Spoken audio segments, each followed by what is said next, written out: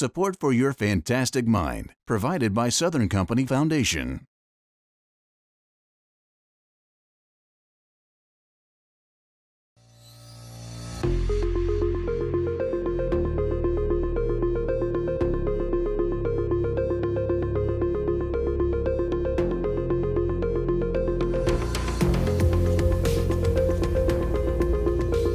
Welcome to Your Fantastic Mind. I'm Jay Watson.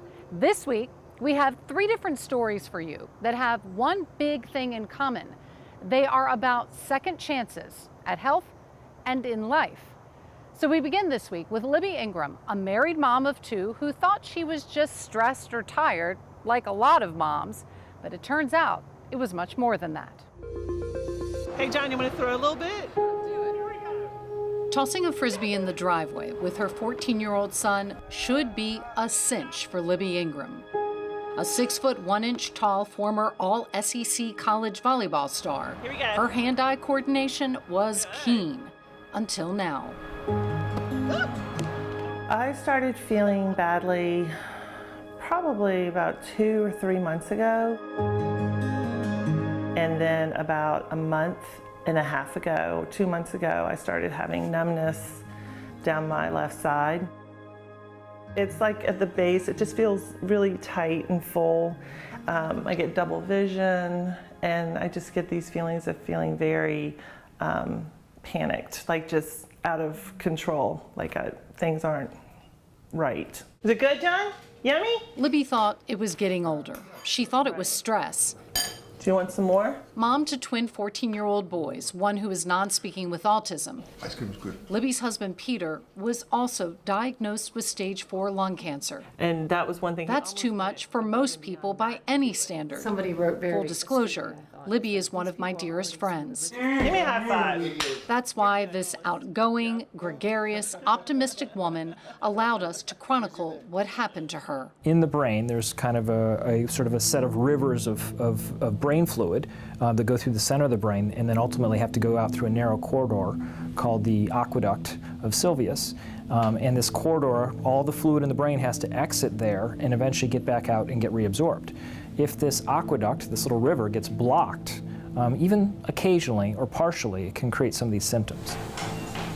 Emory neurosurgeon Dr. John Willey diagnosed Libby with intermittent obstructive hydrocephalus, meaning her spinal fluid was being blocked from leaving her brain. What was blocking it? A cyst growing on her pineal gland. So there's a gland deep in the brain called the pineal gland. It sometimes develops cysts called pineal cysts. And most of the time, they just are there and they don't cause problems. Most pineal cysts never need any sort of operation whatsoever. We just find them incidentally on MRI scans. In Libby's case in particular, she had a cyst, but it was sizable enough and it was sort of pointing down to where it was obstructing the flow into the aqueduct. It was probably the size of my finger, the tip of my finger, which is not big, but in a very small area of the brain that was obstructive. The aqueduct that we're dealing with that can be blocked is literally just 1 millimeter wide. I'd known that I had this cyst in my head from years ago after a concussion, and it was large then, and they said, well, you still have enough room, so you should be okay, but let's just track it and follow it. And just life kind of gets in the way. We tracked it for a couple of years, and then I hadn't really tracked it in a while. But every night would The cyst was growing bigger, impeding Libby's use of one side of her body, giving her constant double vision, headaches, and sleep deprivation. Left untreated in severe cases, it could lead to coma or death. You know what Mom's having tomorrow? John Paul and I use the letterboard to communicate, and we've been doing this now since he was 8. B, R, A, I, N brain, S, U, you're right, R, keep going, G, E, go to it, R. Yeah, she's having brain surgery. I really feel like I will be fine.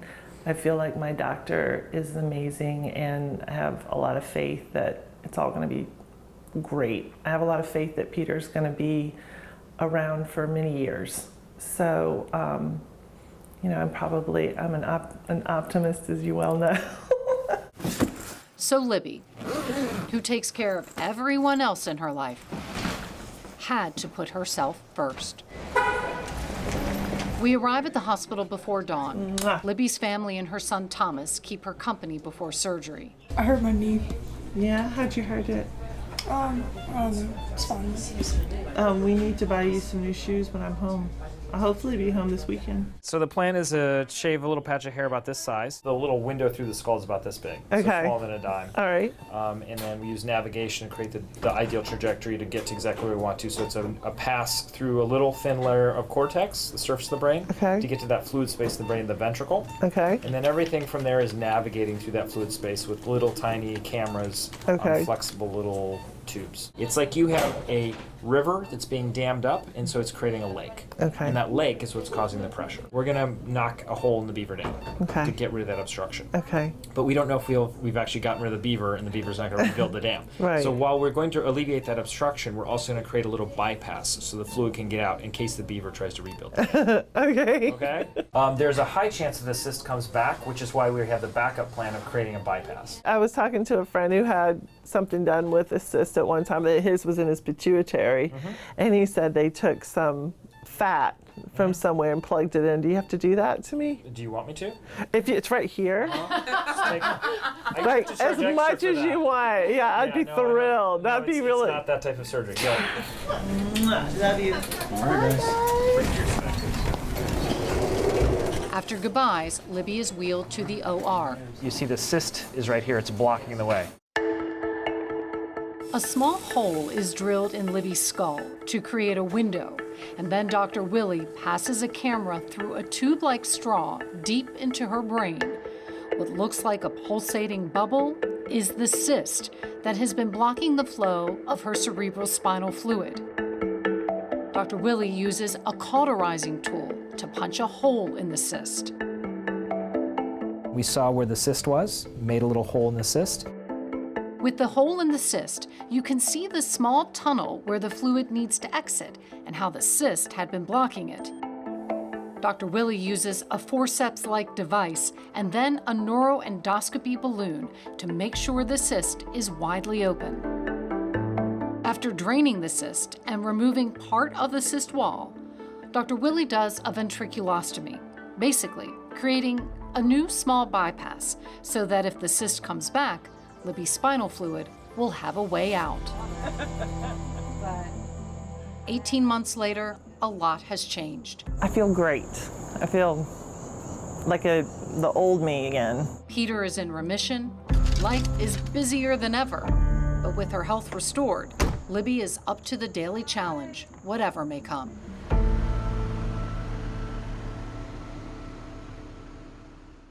And now to another mom who thought she was beginning to experience signs of not aging so well. Some of those changes were internal, but others were changes to her physical appearance.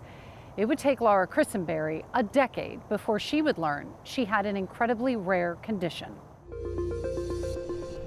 It was a gradual thing. The hardest thing to put your finger on is just a general sense of unwellness. Laura Christenberry can't remember exactly when her health began to fail her, when the edges of her life, once bright with possibilities, began to darken. Really subtle and gradual. I had to have my ring resized probably 8 years ago, and then when I outgrew it the second time, I just put it away. Just put it away because it was so uncomfortable. And So I got your hands are bigger, or your bigger, fleshier. Her shoes went up 2.5 sizes. My lips have gotten bigger, my nose. This is all just kind of, I guess, fleshed out a little bit. And then the furrow and the creases have been gradual. I just thought I wasn't really aging very well.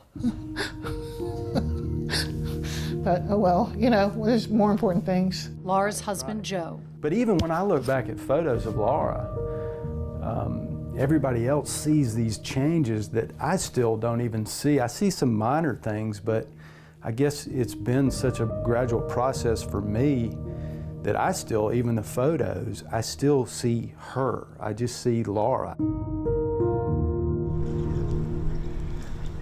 But then she got high blood pressure. Laura's blood pressure had always been very low. And then arthritis. She developed sleep apnea, headaches. Her creativity seemed to vanish. She withdrew from life a bit. A decade into these seemingly disconnected issues, a random encounter changed her life. My dad was having some surgery. His ENT came out to speak with me afterward and just to tell me how he was doing, and he kept looking at my hands and my face, and he finally just said, "Are you seeing an endocrinologist?" And I said, "No." And he said, "Well, you might want to get your growth hormone checked because people with a growth hormone problem have a certain look, and you have that look." So I said, "Okay." And he said, "And your dad's okay," and da-da-da, you know, see you in a few minutes. And so I went back to my seat in the waiting room and I Googled large hands or enlarged hands growth hormone, and there it was, acromegaly. And I pulled up a result and it was like, high blood pressure, check. Arthritis, check. Sweating, check. These changes in larger hands and feet, check. Acromegaly is a condition, a medical condition that's caused by too much growth hormone. Growth hormone plays an important role in bone density and healthy muscle, in how our bodies collect fat, and in our cholesterol levels. It's also needed for normal brain function. We see the brain. Emory neurosurgeon Dr. Nelson Oyusiku is globally renowned as a pituitary surgeon and acromegaly expert. She had a tumor in a gland called the pituitary gland that sits at the base of the brain. And the pituitary is the orchestra conductor, if you will, of all the other endocrine organs. So it sets the tone, the pace for production of hormones from other organs. Like an orchestra, things need to be harmonious, right? And there should be no dissonance, nobody going off kilter on their own.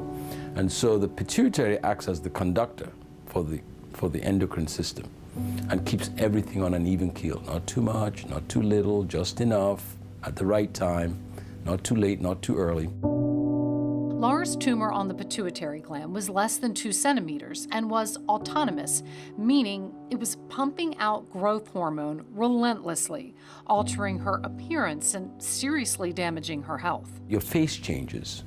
You become prognathic. That means your jaw begins to protrude. Your forehead becomes more prominent. Your malar eminences become more prominent. The soft tissue becomes more dense and so forth. Your hands, the digits, become thicker.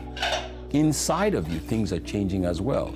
So the things that you see on the outside are the one thing, but inside of you, things change. Oyusiku says some people develop a dangerous heart condition. Laura didn't. Your internal organs get enlarged. Your pancreas makes more insulin than it should. It's a very profound illness, and it really has a wide footprint across the body. The fact Laura was not diagnosed for so long is sadly typical in a condition that affects 50 to 70 out of every 1 million people. Most patients that we see and other practitioners see have been misdiagnosed or underdiagnosed for at least an 8-year period, at least 8 years. So Laura would be consistent with that. She's a decade into it. Nobody quite knows what's going on. It was not good news to find out that I had a tumor growing inside me that we're gonna have to get out and deal with, but it was so affirming at the same time. It was like, I'm not losing my mind. There's a reason I don't feel like myself. I'm hoping that this is gonna mean I get my old self back. Hey. How are you? I'm good. All ready set? to do it. Ready to go? And then when I wake up, this thing will be out of me. That's right. Yeah. That's the plan. Surgery will hopefully restore Laura's health. And the operative field is through the nose, so it's not a big field as you might expect. We use an instrument called an endoscope. So it's like a little tiny rod lens, and it's designed to go through the nasal aperture. And it is capturing the image, providing illumination, light, and high intensity light into the field because we're operating deep inside the nose. So it's about 9 centimeters, it's dark like a cave. You can't see without the light. So the ENT surgeon, ear, nose, and throat surgeon, we work in combination, gets us through the nose into an air chamber behind the nose called the sphenoid sinus. And in that chamber, is the last entry, gateway, if you will, to the base of the brain, which is bone, of course. So we have to drill the bone at a very high speed using a diamond drill. And you have to be extraordinarily careful because on either side of the pituitary lie the arteries that supply the brain with blood, called the carotid arteries. They're operating in a very small area with little room for error. We've opened the nasal cavity, and at the back of the nasal cavity there's a wall of bone and mucous tissue that has to be removed. And that's been removed, and we're looking at the base of the skull. The tumor is slightly bigger than the pituitary gland. It just pumps out growth hormone all day long. It's like a little growth hormone factory. There's the mass, there's the tumor. This whitish mass right here. See how white it looks? Well, this white is the tumor right there, right here. After more than a decade, Dr. Oyesiku, bit by bit, removes the tumor. So everything went very well. So nothing to worry about. He takes Joe into a room to draw out for him what he did and explain a unique feature of this tumor. And the inner lining of the cyst was lined with the tumor. So it was a little bit of a challenge to get between this membrane here and the tumor membrane, but we did find it. How are you? I'm good, I'm well. In 3 months, Laura returns with significant improvements to report. High blood pressure, that's down. A lot of headaches, and I'm not getting any headaches, so that's great. The joint pain I still have to deal with, because some of this doesn't just magically go away. You know, the damage is done. That stuff was coursing through me for who knows how long, 8, 10 years before we even realized it. Sleeping? Yes. Sleeping. So, I'm not snoring. I am too. Yeah, yeah. I can wear my ring again. I wasn't able to wear it for years. Where bone has grown in her forehead and feet and hands, that cannot be reversed. But Oyesiku tells her she will continue to notice physical improvement as the tissue recedes over the next few years. Most importantly, at 54 years old, Laura has had a life-changing reset to her health. I think for me, this is one of the more gratifying aspects of my job.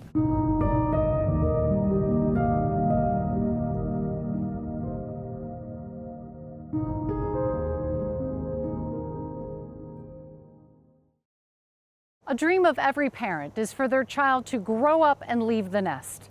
But for 50,000 families across the country each year, their reality is that their child grows up and ages out.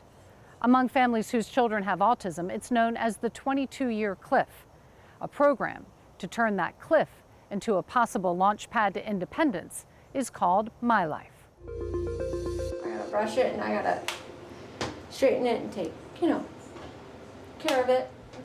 It takes me a while because my hair is really thick. In one bathroom of her college dorm, Chloe does her hair. In the other bathroom, her roommate Simone gets ready. And it says to mix well. I don't know, this will hopefully taste good. And because we are there this particular morning, they made us some brownies. I made them completely from scratch. Butter, cocoa powder, flour, sugar, and then I dusted them with powdered sugar for added extra oomph. Just another day at college, right? And this is my room. I'm gonna turn on the lights here and my room. Not quite. All right, we good.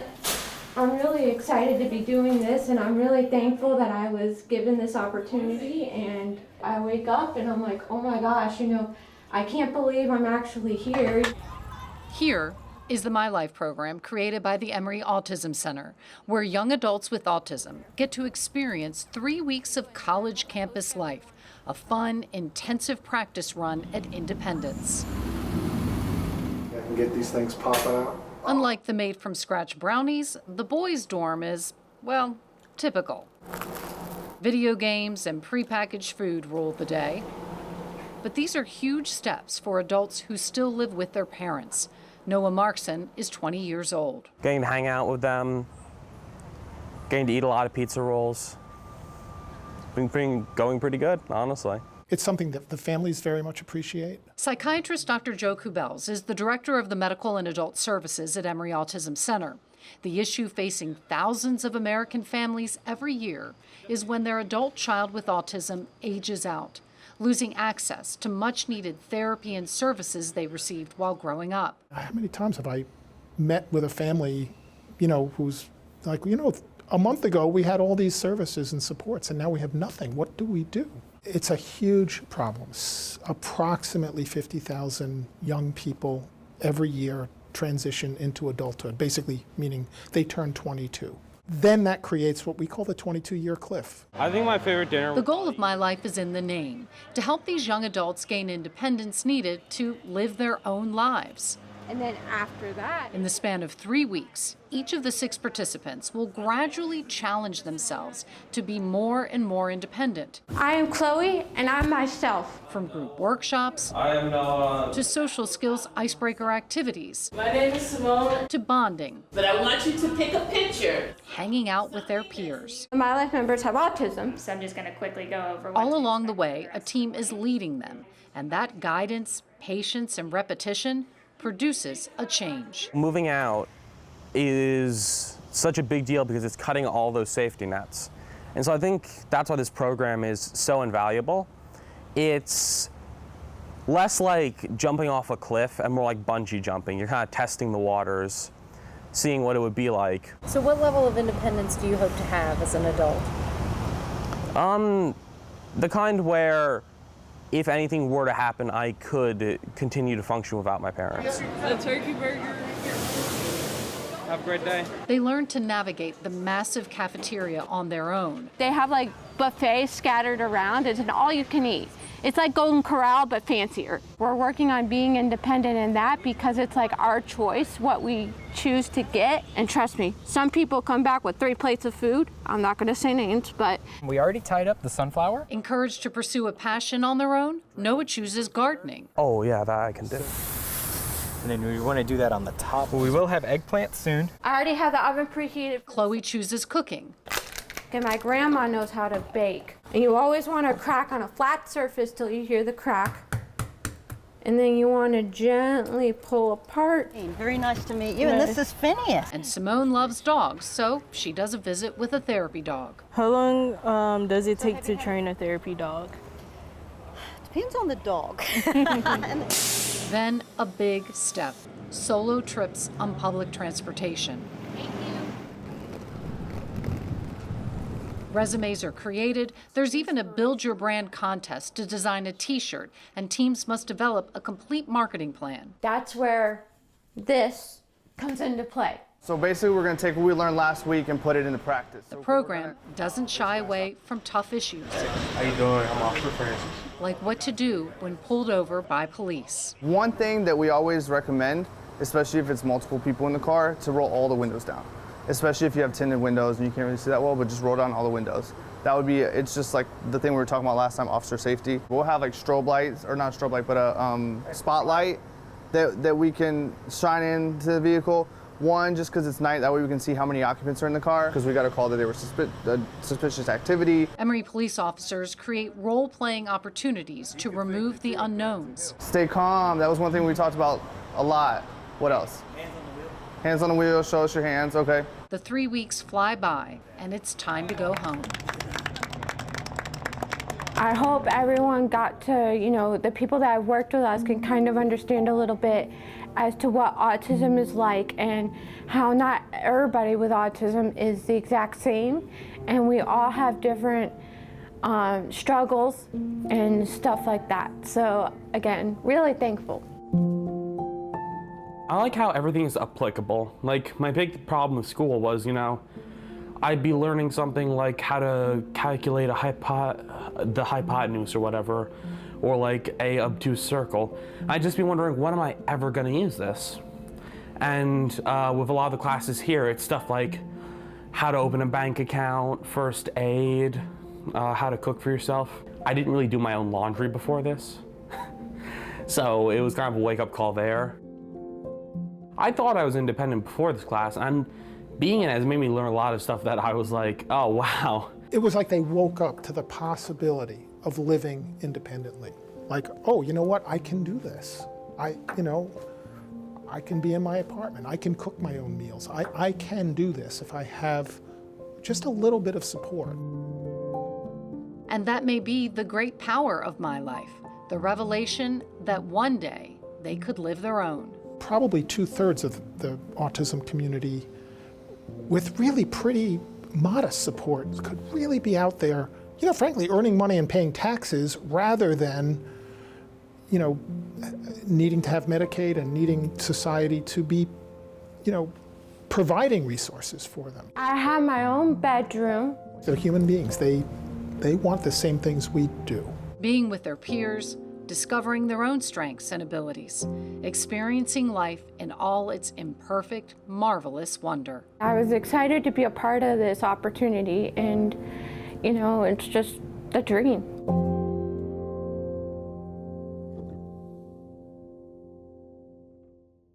The My Life program could not take place this past summer due to COVID, but hopes to return in the summer of 2021, and in the meantime has gone virtual. That's going to do it for us this week. See you next time on Your Fantastic Mind.